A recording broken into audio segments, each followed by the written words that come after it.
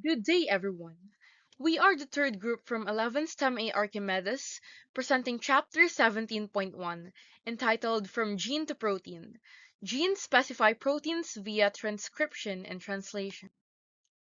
In this subchapter, we are expected to learn about how the central dogma of molecular biology were established through the evidence from studying metabolic defects. We are also expected to know the basic principles of transcription and translation and to learn about the genetic code. But first, let us have a historical review of how was it discovered and established through the evidence from studying metabolic defects. Archibald Garrod was the first to suggest that genes dictate phenotypes through enzymes. He later referred to such diseases as inborn errors of metabolism. In 1941, Beadle and Tatum delved deeper into this by conducting an experiment on Neurospora crassa, commonly known as red bread mold. The results aligned with Garrod's postulates, which was later on known as the one gene, one enzyme hypothesis. So, what is this experiment all about? Beadle and Tatum aimed to determine if genes control specific biochemical reactions, and they expected that genes are responsible for the execution of specific biochemical processes. Here is the organism used, Neurospora crassa. So, why is it? First, it is a haploid organism. Thus, it would be easier for the researchers to manipulate the genetic makeup of the organism. Another reason why is that it can easily grow, which isn't just opted to because of practicality, but also it will be significant later on in the experiment. So, how did they do it? First, individual Neurospora crassa cells were placed on complete medium. Opposed to a minimal medium, a complete medium consists of 20 amino acids, which these cells can also produce, and that what makes them viable even in a minimal medium. And this characteristic makes them easy to study. Next, the cells were subjected to X-rays to induce a mutation in one gene per cell. So X-rays can do that because it is strong enough to alter the genetic makeup of these cells. Third step, each surviving cell formed a colony of genetically identical cells. Fourth step, cells from each colony were placed in a vial with only minimal medium. Cells that did not grow were identified as nutritional mutants. Because the thing is, if they did not grow, it means that there's something that altered within them. Because normally they would grow in that medium. So the ones with their genes altered are referred to as nutritional mutants, while the usual Neurospora crassa are referred to as the wild type ones. And lastly, in order to identify what happened to their genetic makeup, the cells from one nutritional mutant colony were placed in a series of vials, each containing minimal medium plus one additional nutrient. So if the cells grew in that modified medium, then it means that the gene responsible for the production of that nutrient is the one that was altered. So to further understand the fifth procedure, considering that Neurospora crassa must carry these genes, hypothetically speaking, which produces these respective nutrients. Then we have our vials A and B that has nutrient A, B, and C and BBC. So if I were to grab this pen, which represents the X-rays, and delete gene A, then subsequently nutrient A will not be produced because nutrient A is dependent on the instructions of gene A. Hence, we'll only have nutrient B and C. And since there's no nutrient A, then the cell colony will not live. But if you place the cell colony in vial A, then the nutrient A will act as a supplement for that missing nutrient or that missing gene. Therefore, if there's a supplement, then the cell colony will now be able to live. But consider this. So if we place the cell colony on vial B, there's still no nutrient A that will act as a supplement for the cell colony to thrive. So in simple terms, Beadle and Tatham's method is kind of like fitting puzzle pieces, eventually leading to answers. Results show that specific mutations in genes disrupted specific enzymes in the metabolic pathways. So, for instance, if a mutant couldn't grow unless supplied with arginine, it means that the mutant had a defective gene encoding the enzyme responsible for making arginine.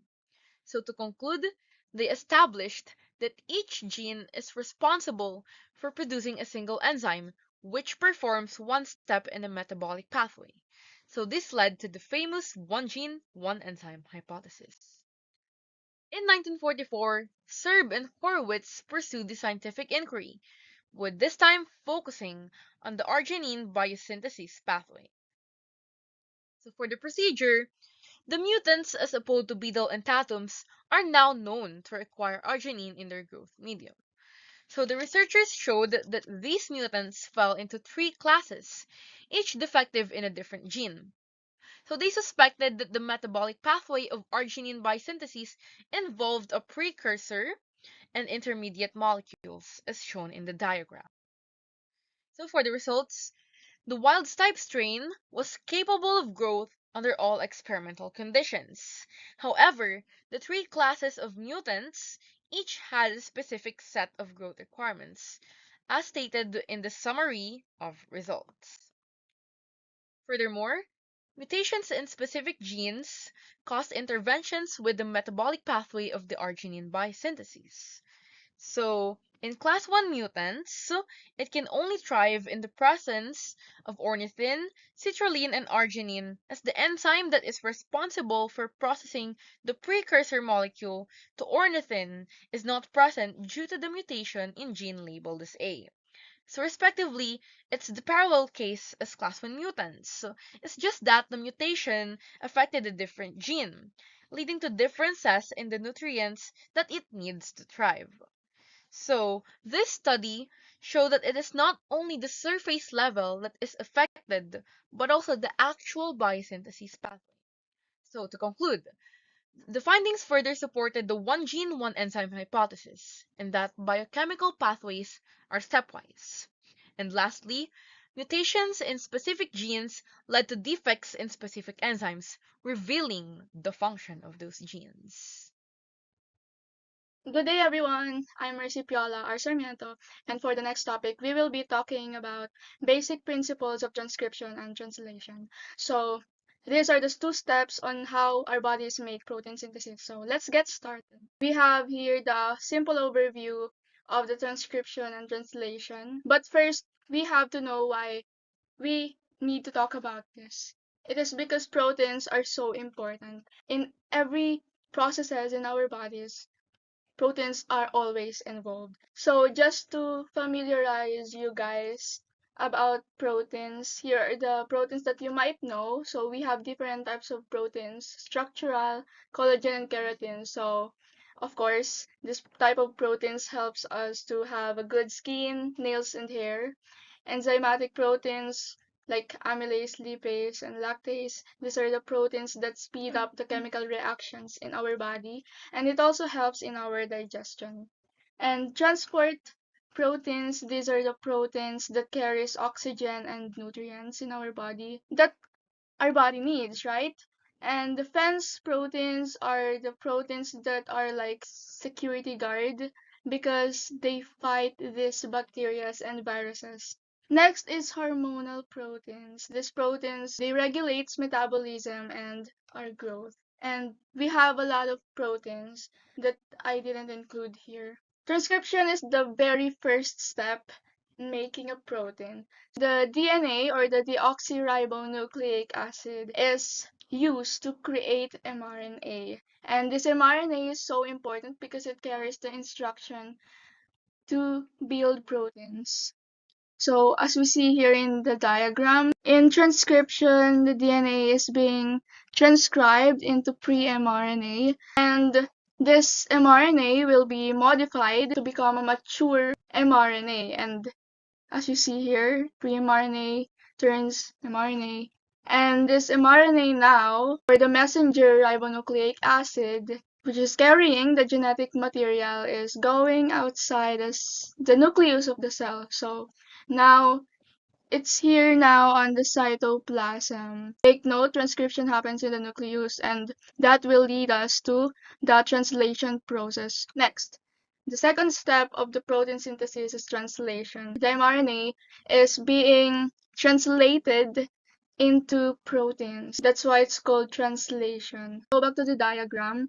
So after the mRNA exits the nucleus, we have the ribosome. It's like a factory, a protein factory rather. mRNA is being read in sets of 3 bases. So we have 1, 2, 3, and these 3 bases we call it codons.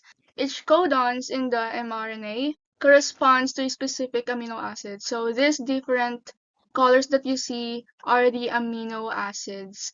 These tRNA molecules, it carries the appropriate amino acids based on the codons in the mRNA. So as you can see here, tRNA has an anticodon that matches the mRNA codon. The ribosome reads the mRNA sequence. The ribosome will link them together to form a polypeptide. So once the amino acids are being linked together, it's becoming a growing protein chain. And this growing protein chain will fold and fold and fold, and this in turn will become a functional protein.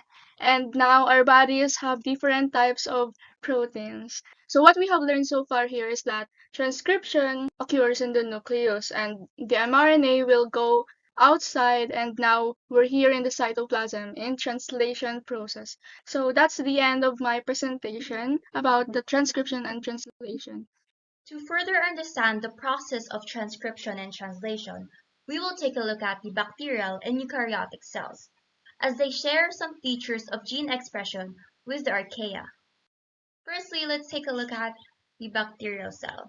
There is a big difference in the flow of genetic information with these cells. As you can see here, the bacterial cells does not have a nucleus.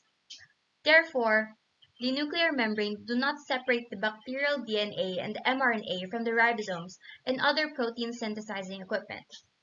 However, the basic mechanics of transcription and translation are similar. Since there is no nucleus, the DNA is in the cytoplasm, so the transcription happens right there. The enzymes in the RNA polymerase reads the DNA and creates an mRNA copy. This mRNA creates and carries the instructions from the DNA to make the proteins. Since we are already at the cytoplasm, the mRNA moves directly into the cytoplasm where the ribosomes read it and assemble into amino acids, into a chain of protein based on the instruction of the mRNA, which we can see here with the polypeptides. Next, let's take a look at the eukaryotic cell. As we can see here, the eukaryotic cell does have a nucleus. Therefore, the transcription happens there. Since there is a nucleus, the DNA is inside the nucleus, so the transcription happens there first. RNA polymerase, or the pre-mRNA, reads the DNA and makes the mRNA, which then would have to leave the nucleus and enter the cytoplasm before it can be used to make proteins. After this mRNA leaves the nucleus, it enters the cytoplasm. The ribosomes read the mRNA and then build the protein by linking amino acids in the correct order, which we can see here in creating the polypeptide. Okay, so for our next topic, we will be tackling the concept 17 that has the subtopic entitled the genetic code. In here, we are expected to learn what the genetic code is, how it works under the transcription and translation, and basically how amino acids are formed due to nucleotides. In order to know the concepts about the genetic code, we must first understand what is the genetic code. So the genetic code is a sequence of nucleotides in the DNA and RNA that determines the amino acid sequence of proteins. So we have a question here, how many bases correspond to an amino acid? And actually, there are only 4 nucleotide bases to specify amino acids. And these are adenine, abbreviated by A, uracil, abbreviated by U, guanine, abbreviated by G, and cytosine, abbreviated by letter C. So we have another question. How many nucleotides would turn out to correspond to an amino acid? And here, we introduce the part of the topic, which are the codons. What are codons? Codons are triplets of bases. For example, we have these three nucleotides are called a codon. And each letter rather represents something. That's why it is called the triplets of bases, since a codon is composed of three letters. We will be tackling even more about the codons. Codons contain genetic information. It is encoded as a sequence of non-overlapping base triplets or codons. A codon cannot interfere or be within another codon because it would not represent something, since we only need three nucleotides in a codon. All right. So if moving forward, during transcription, the gene determines the sequence of bases along the length of an mRNA molecule. Okay, so in transcription, we see the nucleotides, all right, in the right part of our presentation. We see here pairs of nucleotides in a lengthy mRNA molecule. So that is what we call transcription. It's a process of turning the DNA into RNA in order to translate it even further into a protein. All right, so this is how it looks like. We're gonna take a look at this. This is how it looks like inside transcriptions. All right. Okay, so now we're going to move on to the other main process in gene expression, which is translation. So translation is the process where the cell reads information from mRNA or messenger RNA and uses it to build proteins. The translation site happens in the ribosomes. So a codon in messenger RNA is either translated into an amino acid to be added to a growing chain of amino acids called a polypeptide, or serves as a translational stop signal. So if you can see here, there are three codons that act as a translational stop signal, and the rest are amino acid, and this one in particular, adenine uracil guanine, also known as methionine, usually acts as a start signal where the transfer RNA starts reading the sequence. So codons must be read in the correct reading frame, and for the specified polypeptide to be produced, it must be in the correct reading frame. So each codon sequence has three possible reading frames. Transfer RNA reads the sequence each three bases. So as you can see here, there are three options, and they all would decode into completely different proteins. So for the correct one to be built, the transfer RNA must be read in the correct reading frame. So as you can see in the first option, it's like this. In some of these reading frames, the reading stops early on because there is a stop signal codon. And in option 3, which would be the correct one in this case, because it starts with methionine, it produces the correct sequence. The process of translation, it involves an initiator initiator transfer RNA, which first scans the codons, essentially starts walking on the mRNA to find the starter codon, methionine, AUG. And a transfer RNA basically acts as an adapter between the mRNA and the amino acid it is bound to. It has a folded structure with 3 hairpin loops. One of the loops, actually, if I can draw this, this is what a tRNA looks like. It has 3 hairpin loops. It almost looks like a clover leaf. That. In one of these hairpin loops, particularly particularly this one, it contains the anticodon, which recognizes its complementary mRNA codon. So once a transfer RNA recognizes its complementary codon in the mRNA, it adds it to the growing amino acid chain called a polypeptide. What is the difference between a polypeptide and a protein? Because they are not the same thing. A polypeptide is basically a chain of amino acids that are linked by a peptide bond, and proteins are polypeptides can act as a protein on their own, but some large proteins are built from multiple polypeptides. So their difference is that proteins are made from polypeptides, which are made from amino acids, and polypeptides is just the growing chain of amino acids.